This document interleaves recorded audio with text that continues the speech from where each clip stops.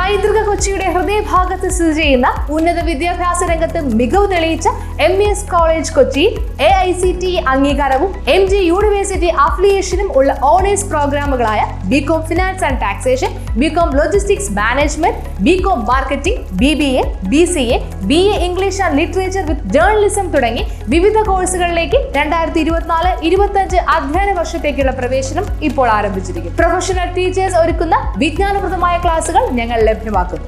യാതൊരുവിധ ഡൊണേഷനും സ്വീകരിക്കാത്ത ഈ college part 3 വിഷയങ്ങൾക്ക് 80% കൂടുതൽ മാർക്ക് നേടുന്ന വിദ്യാർത്ഥികൾക്ക് MES സ്കോളർഷിപ്പോട് കൂടിയ അഡ്മിഷൻ ഒരുക്കുന്നു. ഹോസ്റ്റൽ വാഹന സൗകര്യങ്ങളും ഞങ്ങൾ ലഭ്യമാക്കുന്നു. MES college Kochi, Mundamveli, near Thoppumpady, Kochi.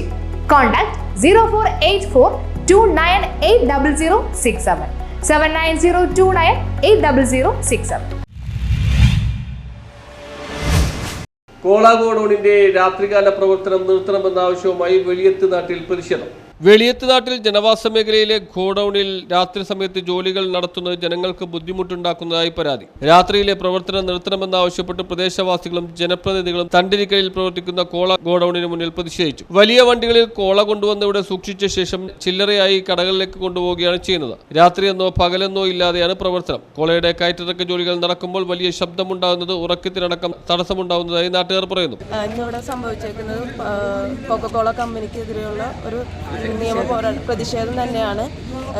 2 മാസങ്ങളായി ഇവിടെ പ്രവർത്തിച്ചു വരുന്ന ഈ കൊക്കക്കോള കമ്പനി ഇവിടെ ചുറ്റുമുള്ള ആളുകൾക്കും നല്ല ബുദ്ധിമുട്ടുള്ള രീതിയിൽ രാത്രി കാലങ്ങളിൽ കുട്ടികൾക്കും ആർക്കും ഉറങ്ങാൻ പറ്റാത്ത അവസ്ഥയിലാണ് ഈ കൊക്കക്കോള കമ്പനിയുടെ പ്രവർത്തനം.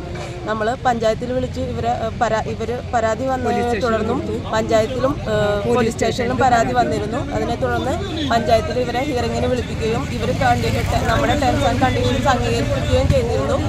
എന്നിട്ട് പോലും ഇവർ രാത്രി കാലങ്ങളിൽ 12 മണിക്കും 2 മണിക്കും വരെ പ്രവർത്തിച്ചു വരുന്നു. ആ പ്രവൃത്തി നടക്കുന്നതിൽ നമുക്ക് കുഴപ്പമുണ്ടായിരുന്നില്ല. പക്ഷെ അത് മറ്റുള്ളവർക്ക് ഉറങ്ങാൻ പറ്റാത്ത രീതിയിൽ അവരുടെ ഉറക്കം കളയുന്ന രീതിയിലുള്ള പ്രവർത്തനങ്ങളിലൂടെ പോയപ്പോഴാണ് നമ്മൾ ഈ പ്രതിഷേധവുമായി മുന്നോട്ട് വന്നത്. കുട്ടികൾക്ക് പഠിക്കാൻ വരുന്നില്ല. അടുത്തുള്ള വീട്ടിൽ അസുഖം 2 മാസം മുന്നേ ഹാർട്ടിൻ്റെ ഓപ്പറേഷൻ കഴിഞ്ഞിട്ടിരിക്കുന്ന ഇക്കയും വൈഫും തലർക്കും അതുപോലെയുള്ള പല പല രോഗങ്ങളും.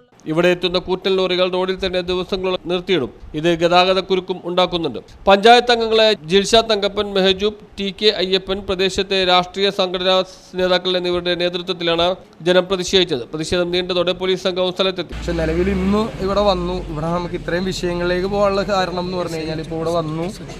നിലവിൽ ഇപ്പോൾ നമ്മുടെ CA ഉണ്ടായി, SI ഉണ്ടായി, എല്ലാവർക്കും വേണ്ടിയാണ് ഞങ്ങളിവിടെ വെയിറ്റ് ചെയ്ത് നിന്നത്. വന്ന വഴിയിൽ SI ആണെങ്കിൽ ഇപ്പോൾ അവിടെ ഉണ്ട്, എല്ലാവരും നമ്മുടെ മുമ്പിൽ തന്നെ നിൽക്കുന്നുണ്ട്. എല്ലാവരും കാണിച്ച പെർഫോമൻസ് ഹെവി ആയിരുന്നു. ഞങ്ങൾക്ക് കോർട്ട് ഓർഡർ കാണിച്ചു തന്നിട്ടില്ല.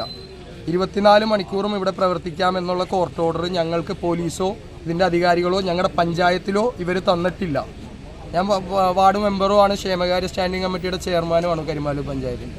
നമ്മൾക്ക് ആ പേപ്പർ കാണിച്ചു തന്നിട്ടില്ല. ഇത് ആരെയും കാണിക്കാതെ കൊണ്ടുവച്ചിട്ട് ഇവർക്കെന്തോ ഈ ഗോഡൌൺ ആൾക്കാർക്ക് വേണ്ടി മാത്രമായിട്ട് പ്രവർത്തിക്കുമെന്നുള്ള രീതിയിൽ പോലീസ് വന്ന് കഴിഞ്ഞാൽ 100% തിരിച്ച് ഞങ്ങൾ റിയാക്ട് ചെയ്യും. അതാണ് ഇവിടെ ഉണ്ടായിരുന്നത്.